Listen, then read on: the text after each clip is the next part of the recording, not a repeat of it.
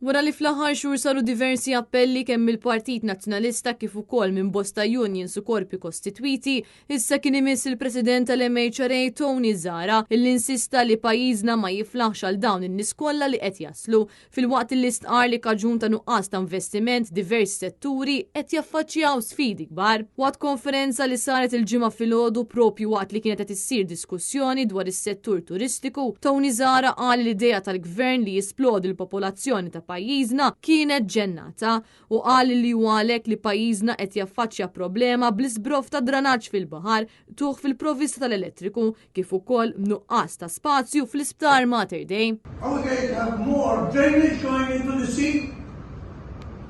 Are we going to have more power cuts? Are we going to have to build another hospital? We have to be feet on the ground. It was a crazy idea to go the way the government has gone.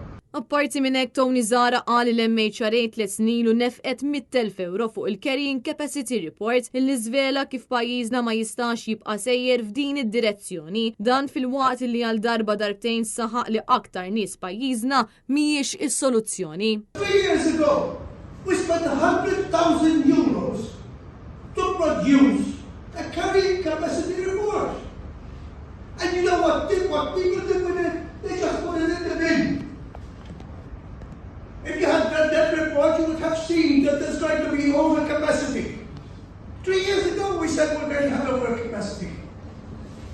And we have overcapacity. And you're asking to bring more people in, so we can have more drainage. Now we have a problem. Now let's see how we're going to get out of it. Getting more people is not the answer.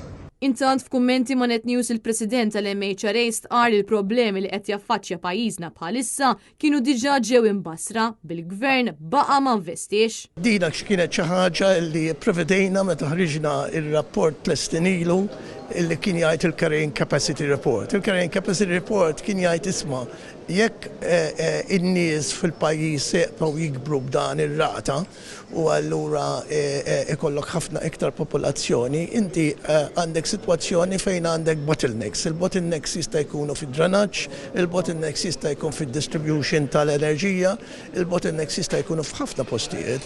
Ma tistax inti tkabbar il-popolazzjoni b'dik ir-rata li tkabbret mingħajr ma tkabbar l-infrastruttura biex tkun tista' tieħu dak it-tkabbir.